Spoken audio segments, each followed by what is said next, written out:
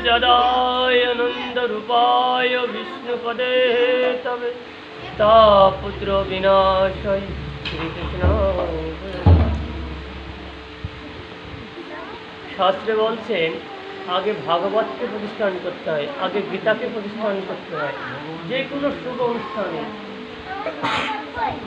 आगे गीता के কি করতে হয়? প্রতিষ্ঠান করতে। আগে ভগবানকে এনে স্বয়ং নিজের গৃহেতে বসাতে হয়। খুব মনোযোগ দিয়ে শুনবেন।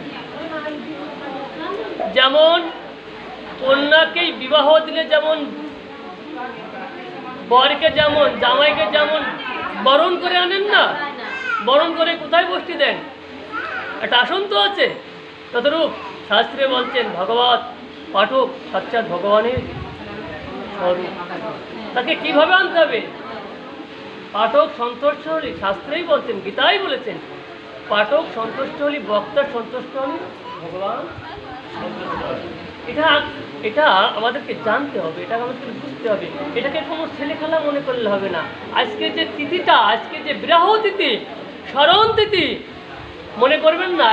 এই দিনটা কারোর জীবনে, প্রতিটা মানুষের জীবনে এই তিথি আসবে না বাবা। উনি চলে গেল, আমরা বুঝি যাব না, কিন্তু উনি দেখিয়ে দিয়ে গেলেন যে আমিও পৃথিবীতে এসেছিলাম, আমিও সংসারে বসেছিলাম, আমার সংসারের মাঝে আমার খেলা শেষ, এবার আমার যাওয়ার পালা, এবার আমার দেখে দেখে তোমাদেরও আসতে কোথায় পছন্দ। ঠিক আছে, সবসময় ভাগবতকে কীভাবে যত্ন করতে হবে এটাই বলতে। শ্রীমৎ ভগবত গীতা, গীতা হচ্ছেন ভগবান শ্রীকৃষ্ণের মুখরিত সুতা বাণী। তাহলে গীতার মধ্যে কি আছেন? গীতার মধ্যে 18টি অধ্যায় আছেন। 18টি অধ্যায়ের মধ্যে 700 শ্লোক আছেন, আছে তো? 700 শ্লোক কার কার? ধৃতরাষ্ট্র বলেছেন 1টি, সঞ্জয় বলেছেন 40টি, অর্জুন বলেছেন 85টি, আর ভগবান শ্রীকৃষ্ণ বলেছেন 574টি। তাহলে এই গীতার মধ্যে 18টি অধ্যায় কি কি আছেন? অর্জুন বিষাদ যোগ, কর্মযোগ, সন্ন্যাস যোগ, জ্ঞান যোগ। গীতা লিখলেন কে? লিখেছেন মহর্ষি বেদব্যাস। এই 18টি দিন ধরে ভগবান শ্রীকৃষ্ণ অর্জুনকে উপদেশ দিয়েছিলেন, তাই তো মা? তাহলে গীতা লিখেছেন কে? মহর্ষি বেদব্যাস। তাহলে গীতা কে কাকে দিয়েছিলেন বাবা? গীতা কে কাকে দিয়েছিলেন? ভগবান শ্রীকৃষ্ণ অর্জুনকে দিয়েছিলেন কি মাসে? অগ্রহণ মাসের মুখ্য একাদশী তিথি। কোন জীব, কোন কৃষ্ণ ভক্ত, কোন মনুষ্য জীব যদি এই একাদশী ব্রতের দিন যদি এই গীতাঞ্জলি, এই গীতা দান করে, গীতা পাঠ করে, ভগবান শ্রীহরি তার প্রতি অত্যন্ত প্রসন্ন হয়।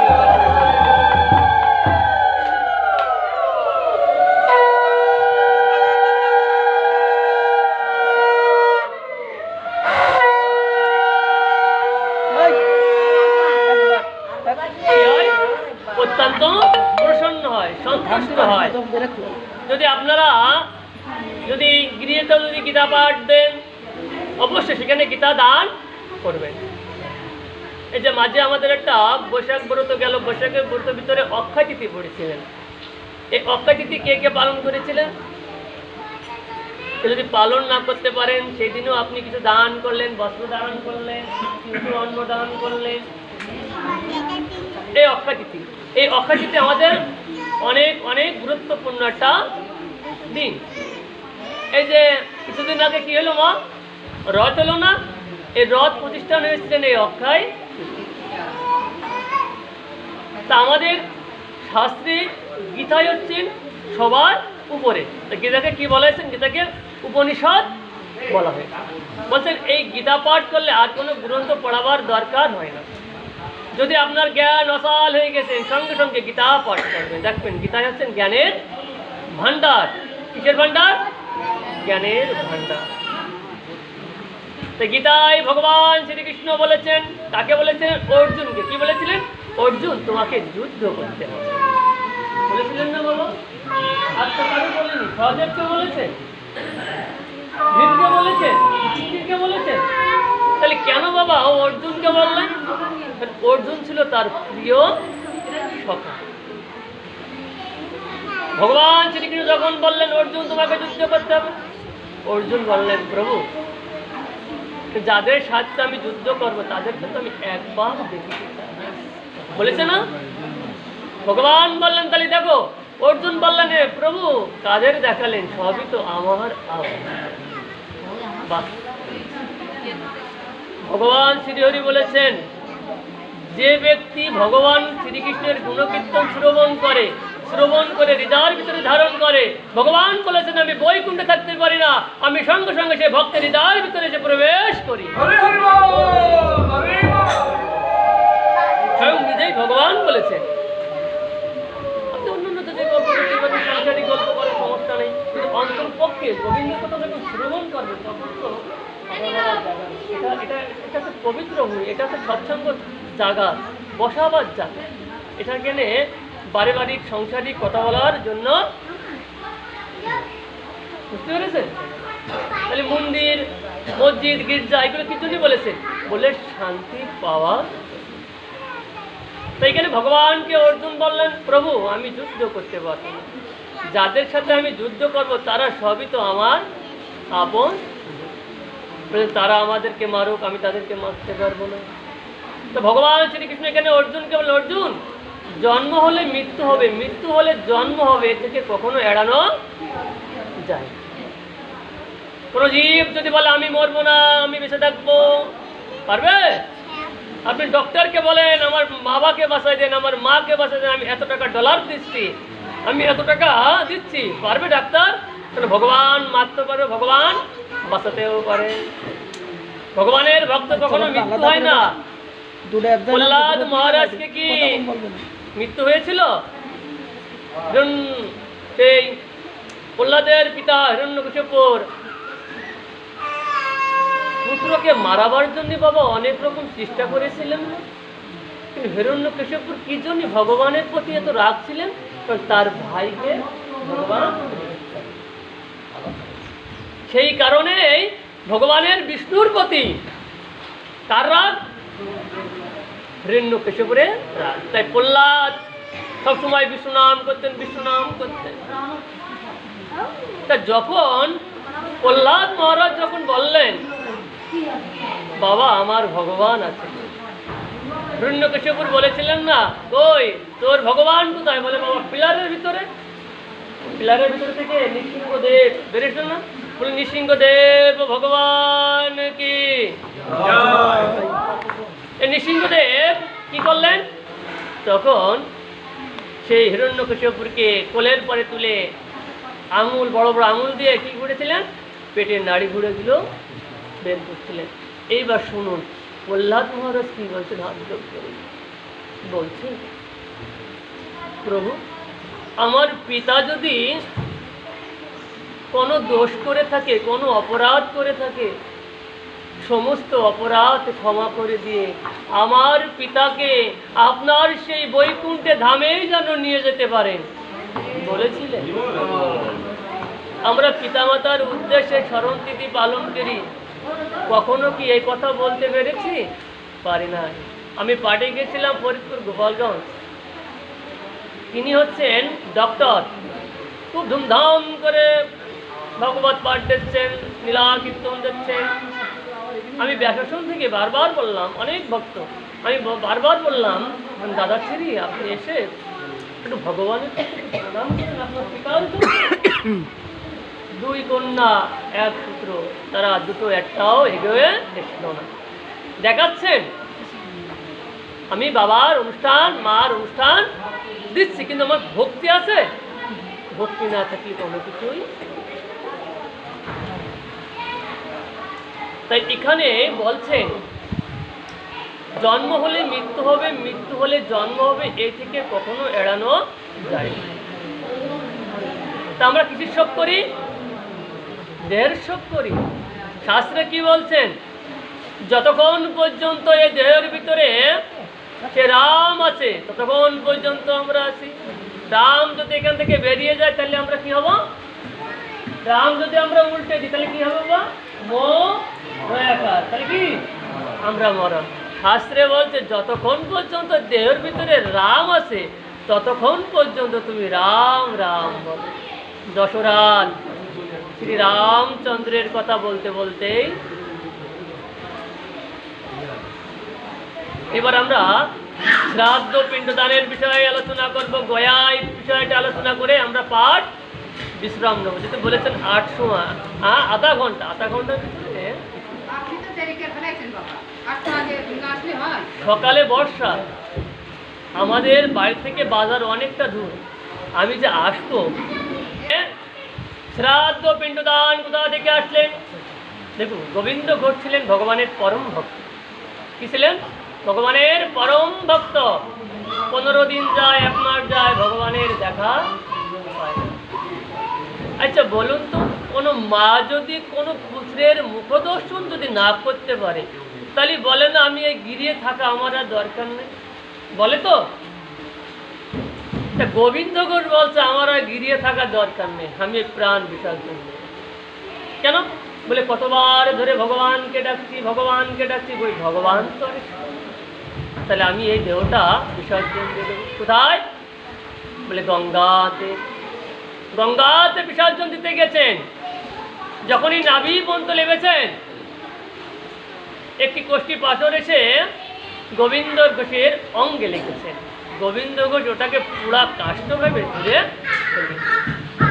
ভগবানের দৈববাণী হচ্ছেন, বলছেন গোবিন্দ তুমি বাড়ি ফিরে যাও, তোমাকে আর প্রাণ বিসর্জন দিতে।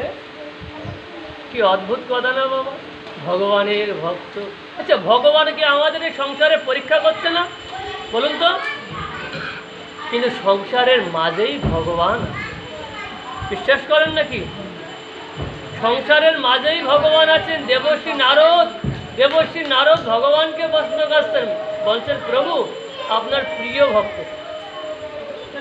রাত দিন 24 ঘন্টা তো নারায়ণ বলে। নারদ মনে করে যে আমারই ভক্ত। ভগবান বলছে নারদ, যারা সংসারের মাঝে থেকে আমাকে ডাকে তারাই হচ্ছেন আমার পরম ভক্ত। ভগবানের কি অদ্ভুত কথা না বাবা? যারা সংসারের মাঝে থেকে আমাকে ডাকে তারাই হচ্ছেন কি পরম ভক্ত। দেবর্ষি নারদ তো ক্রোধ হয়ে গিয়েছিলেন। হ্যাঁ, আমি রাত দিন 24 ঘন্টা আমি আপনার নাম কীর্তন করি, সামান্য সংসারের ভিতরে যারা আছে তারাই আপনার পরম ভক্ত হয়ে গেলেন। দেবর্ষিকে ভগবান সান্ত্বনা দিলেন। দেবর্ষি সান্ত্বনা, এই নাও তেলের বাটি। দেবর্ষি নারদকে তেলের বাটি দিলেন, 50 পা সামনে 50 পা পিছনে দিয়ে বললেন তেলটা যেন না পড়ে। দেবর্ষি 50 পা সামনে 50 পা পিছনে দিয়ে আসলেন, ভগবানকে বললেন প্রভু এইবার বলুন।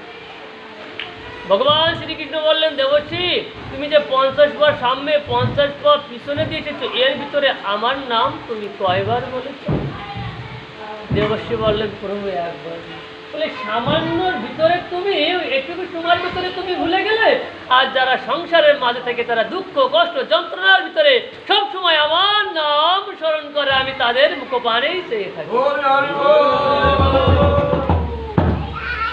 তাই গোবিন্দ ঘোষ তারা মৃত্যু হতো না, বাড়ি এসে গিরিয়ে বসে কাঁদছে। ভগবান আর থাকতে পারেনি, ভগবান সঙ্গে সঙ্গে সেই গোবিন্দ ঘোষের কুটিরে এসে উপস্থিত হয়েছে। গোবিন্দ দরজা খোলো। স্বয়ং দরজা খোলা আছেন। দরজা খুলে এসে দেখেন স্বয়ং গৌর হরি কাঁদছে। প্রভু কতবার নয় আমি তোমাকে ডেকেছি, কই আমার ডাক তো তুমি শুনলে না। আমি মনের দুঃখে মনের কষ্টে গঙ্গায় প্রাণ বিসর্জন দিতে গেছিলাম, তবু আমি পারিনি। আজ গৌর হরির চরণে লুটিয়ে পড়ে কাঁদছে। ভগবান গোবিন্দ ঘোষকে বুঝালেন তুমি গঙ্গায় প্রাণ বিসর্জন দিতে গিয়েছিলে। কি বলছে বাবা? গঙ্গায় প্রাণ বিসর্জন দিতে গিয়েছিলেন? বলে হ্যাঁ। বলে একটা কিছু পেয়েছিলে? বলে একটা পুরা কাষ্ট পেয়েছিলাম। বলছে ওটাই হচ্ছেন আমার আগমন বার্তা, যাও ওটাকে নিয়ে এসো। গোবিন্দ ঘোষ ওটাকে নিয়ে আসলেন, প্রভুর হাতে দিলেন প্রভুকে। এবার প্রভু গোবিন্দ ঘোষকে বললেন, গোবিন্দ ঘোষ, এই পোড়া কাষ্ঠ, এই কাষ্ঠে আমার নাম লেখা আছে, হরে কৃষ্ণ কৃষ্ণ কৃষ্ণ হরে হরে, হরে রাম রাম রাম হরে হরে। বলে এই কোষ্ঠী পাথর দিয়ে আমি তোমার গিরিয়েতে আমার বিগ্রহ তৈরি করে যাব, আর এই বিগ্রহ নাম হবেন গোপীনাথ। যারা ভারতবর্ষে যারা গিয়েছেন তারা গোপীনাথের মন্দির অবশ্যই অবশ্যই দর্শন করে। আজও পর্যন্ত গোবিন্দ ঘোষ সেই গোপীনাথ আজও পর্যন্ত কাঁচা পরিধান করে থাকে। এদিকে গোবিন্দ ঘোষকে বললেন, তুমি 4 বেলা যা ভিক্ষে করবা তাই আমার সেবায় লাগাবে, কখনো সংসারী একা থাকবে তো পারলে বিবাহ করবে। বিবাহ করলেন, নাম মাধবী, স্ত্রীর নাম, পুত্র সন্তান হলে পুত্র সন্তান নাম রাখলেন কি গোপীনাথ। দেখুন, আমরা কলিকালে পুত্রের নাম রাখি রাম, কোন নাম রাম রাখি, সীতা বা লক্ষণ, বাবা দেব দেবতার নাম রাখি না, বলে এটা হচ্ছে অপরাধ। কি বলছেন শাস্ত্রে? এটাও অপরাধ। এমন এমন বাক্য বের হয়েছে মুখ থেকে, তাকে বলা হয় বলে রাম। দেখুন, আমাদের গ্রামে এক কৃষ্ণ দাদা আছে, নাম কৃষ্ণ দাদা। তার দোকানে বসে সিগারেট খায়, পান খায়, লোকে ডাকে, কৃষ্ণ তুই একটা সিগারেট খেয়ে যায়। বাবা এটা কাকে বলা হচ্ছে বলো, কাকে বলা হচ্ছে? কৃষ্ণর নাম বলছে না, বলে এ তো হচ্ছেন অপরাধ। এই গোবিন্দ ঘোষ 4 বেলা বিক্রি করে দিয়েছে। মাধবীকে বলে, যাও আমি গোপীনাথের সেবা দেবো, তুমি রান্না প্রসাদ তৈরি করো। একদিন এই মাধবী গোপীনাথের চরণে লুটিয়ে পড়েছে, দেহটা চলে গেছেন ভগবানের। গোবিন্দ ঘোষ গঙ্গা স্নান করে এসে মাধবীকে ডাকছেন, মাধবী অসাড় দেহ তা গোবিন্দের চরণে। এমন সৌভাগ্য কয়জন যে ঠাকুর সেবা করতে করতে, গোবিন্দর সেবা করতে করতে দেহটা দিতে পেরেছে। বলছেন এই পাপিষ্ঠ দেহ, এই দেহ গোবিন্দ চরণে 1000 লুটিয়ে পড়লেও এই দেহ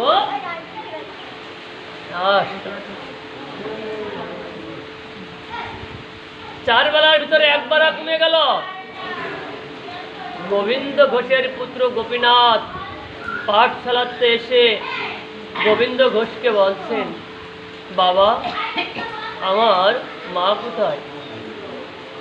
বলছে ওই গোপীনাথের কাছে যে বল তোর মা কোথায়। জানো, আজকে অভিমান করেছে ভগবান সংসার থেকে মায়ার বন্ধনে কেমন করে আমাদেরকে ছিন্ন ছিন্ন করে নিয়ে যায়। আজকে পুত্র গোপীনাথ বাবার বুকে জড়িয়ে ধরে কাঁদতে কাঁদতে গোপীনাথ ও বাবার করে দেহ রাখলেন। ভগবানের সেবা কি 2 বার কমে গেল না? এটা বাস্তব সত্যি ঘটনা, এই কলিযুগ তাই বাস্তব হয়েছে। তো এখানে সৎকর্ম করলে, সৎ কাজই করলেন, গোবিন্দ ঘোষ একদম বিশ্ব হয়ে গেলেন, ভগবানের চিন্তা আর নাই। কার চিন্তা করেন জানেন? শুধু স্ত্রী পুত্র। বাবা দেবশ্রী নারদকে ভগবান সংসার দিয়েছিলেন না, এক এক করে সবই তো আবার কেড়ে নিয়েছিল। ভগবান দিতেও পারে, আবার ভগবান নিতেও পারে, একটু দেরিও করে। তো এখন গোবিন্দ ঘোষ একদম নিঃস্ব হয়ে গেছেন, আর চলাচল করতে পারে না, বৃদ্ধ হয়ে গেছে, যাবার সময় হয়ে গেছে। আজ ভগবান আর থাকতে পারিনি, ভগবান স্বয়ং পুত্র রূপে এসে বাবাকে ডাকছে। গোবিন্দ ঘোষ বলছে আমার পুত্র নাই, বলে আমি তো বাবা তোমার পুত্র। স্বয়ং ভগবান গোবিন্দ ঘোষের যেমন হরিদাস ঠাকুর বলেছিলেন, আমার খুব ইচ্ছে ছিল, ইচ্ছে ছিল মহাপ্রভুকে বলেছিলেন যেন এই দেহটা তোমার বলেই যেন।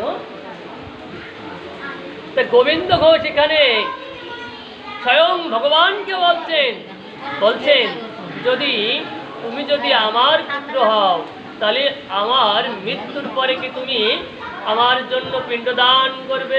ভগবান বলছেন আমি যুগে যুগে পিণ্ডদান করব।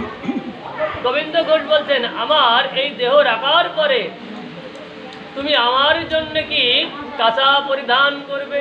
বলে বাবা আমি এটা যুগে যুগে করবো। গোবিন্দ ঘোষ বলছে আমার জন্য অবশ্যই শ্রাদ্ধ এগুলো পালন করবে বাবা, আমি এটা যুগে যুগে পালন করব।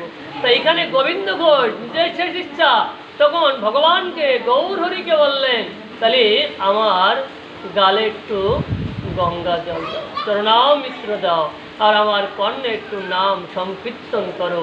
যে কথা বলেছিলেন আমার হরিদাস ঠাকুর, যেটা পাটবাড়ি বেনাপোল, আমরা কাছের মানুষ হয়েও তার দর্শন করতেও পারে না। তো যখন হরিদাস ঠাকুর যখন সেই দেহ রাখার পরে মহাপ্রভু নাম কীর্তন আয়োজন করেছিলেন, নাম কীর্তন করতে করতে করতে হরিদাস ঠাকুর দেহ রাখলেন। তেমনই ভাবে আমার গোবিন্দ ঘোষ ভগবান নিজেই ভক্তকে নাম শ্রবণ করাচ্ছেন, আর শ্রবণ করতে করতে করতে ভগবানের কোলেই গোবিন্দ ঘোষ দেহ রাখলেন। দেহ রাখার পরে সৎকর্ম করলেন, ধারে ধারে যে ভিক্ষে করলেন, 1 মাস ধরে অভ্যাসী পালন করলেন। বুঝেছিলেন তো? এখন কোথায়? এখন 15 দিন হয়ে গেছে। অভ্যাসী থেকে বাবা মার অভ্যাসী থেকেও বিড়ি খায়, আসো না এরকম? এই যে আমরা পিতামাতা দেহ রাখার পর কি করি? 11 দিন 15 দিন উপবাস করে কি করি? শ্রাদ্ধ পিণ্ডদান করি। তারপরে কি হয়? আমরা মোক্ষ অর্থাৎ মাছ দিয়ে বাবা মার, বলে এটাও আর একটা মহাপাপ। কোনো শাস্ত্র লিপিবন্ধ নেই। শাস্ত্রে হচ্ছেন যে কি আছেন যে মহাপ্রভুর ভোগ দিয়েই পিতামাতা উৎসব। আমাদের এখন এই সমাজ থেকে দেখানোর জন্যে লোক এখন এইগুলো করে। এই যে এই অনুষ্ঠানের ভিতরে মাংস দেয়, আমি নিশ্চয়ই দেখেছি, নিশ্চয়ই আমার এক গুণায় তার বাড়িতেও দিয়েছে, তার পিতার এইগুলো হচ্ছে আর এক মহাপাপ। তাহলে গয়ায় কি জন্য পিণ্ডদান দিতে হয়? এই বলে পাঠ বিশ্রাম নেব। গয়ায় কি জন্য পিণ্ডদান দিতে হয়? ত্রিপুরার পুত্র গয়াসুর, ভগবান শ্রীহরি গয়াসুর মধ্যে খুব প্রসন্ন হয়েছে। খুব মন্ত্রে শুনবেন একটু। প্রসন্ন হলে ভগবান শ্রীহরি গয়াসুরকে বললেন, গয়াসুর বলো তুমি কি চাও? গয়াসুর বললেন, প্রভু দিতেই যদি হয় আপনি আমাকে এমন বরদান দেন, আমার দেহটা এতটাই পবিত্র করে দেন যে স্পর্শ করবে, ছুঁয়ে দেবে, সে উদ্ধার হয়ে যাবে। ভগবান বলেন কথা। যখনই এই কথা বলেছেন, কীট পতঙ্গ মানুষ সবাই স্পর্শ করে উদ্ধার হয়। দেখতে দেখতে নরক পুরো খালি হয়ে গেছে। কেন? বলে পাপ পুণ্যের তো হিসেব থাকলো না। পাপ পুণ্যের হিসেব দেখলো না। দেখতে দেখতে নরকও খালি হয়ে গেলেন। যমরাজ তো খুব চিন্তায় পড়ে গেল, তাহলে আমার আর তো খাতা কলমের কোনো হিসেব থাকলো না। তখন যমরাজ চলে গেছেন দেবতাদের কাছে। দেবতাদের কাছে বলেছেন, দেবতারা দেখো তো পাপ পুণ্যের তো আর হিসাব থাকলো না। দেবতারা চলে গেছেন ব্রহ্মার কাছে। ব্রহ্মা তো বিচার করে থাকলেন, তাতে সৃষ্টির বিরোধী হয়ে যাচ্ছে, কি করা যায়? ব্রহ্মা সঙ্গে সঙ্গে ভগবানের কাছে এসে উপস্থিত হয়েছেন। ভগবানকে বললেন, প্রভু আপনি তো গয়াসুরের এমন বরদান দিয়েছেন যে বরদান আজ পর্যন্ত আপনি কাউকে দেন। দেখেন, কার্তিককে স্পর্শ করলে উদ্ধার হচ্ছে না, গণেশকে স্পর্শ করলেও উদ্ধার হচ্ছে না, আবার ইন্দ্রকে স্পর্শ করলেও উদ্ধার হচ্ছে না, কিন্তু গয়াসুরকে কিন্তু স্পর্শ করলেই উদ্ধার হয়ে যাচ্ছে। ভগবান বললেন, তাহলে এক কাজ করো, যাও গয়াসুরের কাছে যে বলো আমরা যজ্ঞ করব। ব্রহ্মা যে গয়াসুরের কাছে উপস্থিত হয়েছেন, গয়াসুর তো খুব প্রসন্ন হয়েছে। ব্রহ্মা বললেন গয়াসুরকে, আমি তোমার কাছে ছুটে এসেছি। কেন? যে ব্রহ্মা দেব দেবতাগণ সবাই ব্রহ্মার চরণে পড়ে থাকে তো, কিন্তু ব্রহ্মা এখন গয়াসুরের চরণের কাছে চলে গেছে না বাবা। আহা, তখন ব্রহ্মা বলছেন, ভগবান তো তোমাকে বরদান দিয়েছেন, তোমার এই দেহটাই এতটাই পবিত্র, আমরা যারা যজ্ঞ করব ঋষি মণিদেরকে নিয়ে, তা কোথাও পবিত্র স্থান পাইনি, পবিত্র ভূমি পাইনি, তা একমাত্র তোমার দেহ পেয়েছি, তাই তোমার দেহর উপরে আমরা যজ্ঞ করি। গয়াসুর বললেন, করুন যজ্ঞ। এই দেহটাই যদি আমার সৎকর্মে লেগে যায়, তাহলে আমি আমার দেহটাই দিয়ে দেব। কি বলেছেন? দেহটা দিয়ে দেব। শুয়ে পড়লেন গয়াসুর। কোথায়? বলে দক্ষিণ দিকে পা, উত্তর দিকে মাথা, যেটা আজও পর্যন্ত আমরা করুণ যজ্ঞ। ব্রহ্মা তো গয়াসুরের বুকের উপরে অগ্নি দিয়ে যজ্ঞ আরম্ভ করতে শুরু করেছেন।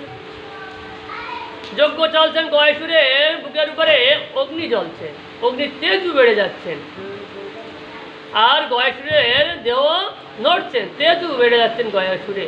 ব্রহ্মা তো দেখেই ভয়ভীত হয়ে গেছেন। ব্রহ্মা ভগবানের কাছে চলে গেছেন, ভগবানের কাছে যে বলছেন, প্রভু গয়াসুরের বুকের উপরে আমরা তো যজ্ঞ করছি, অগ্নির তেজও তো বেড়ে যাচ্ছে, বন্ধ হচ্ছে না। ভগবান বলেন যাও শিলা দিয়ে যাও। ভগবান যখনই বলেছেন ব্রহ্মাকে শিলা দিয়ে যাও, ব্রহ্মা শিলা দিলেন, তবুও নড়া বন্ধ হলো না।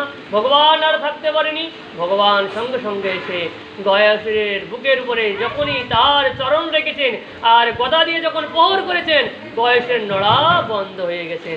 সেদিন থেকে ভগবানের আর এক নাম হচ্ছেন গদাধর। বলি গদাধর ভগবান কি।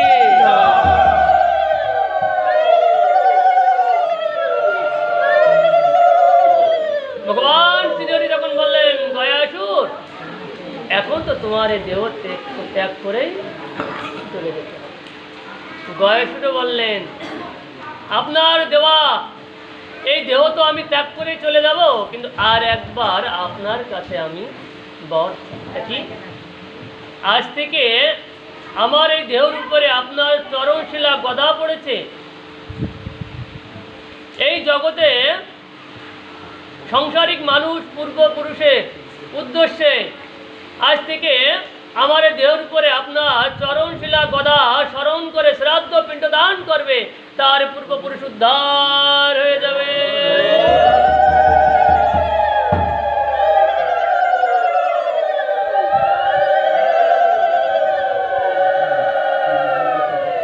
সেদিন থেকে আমাদের গয়ায় পিণ্ডদান দিতে হবে। তাহলে পাঠ বিশ্রাম করবো আর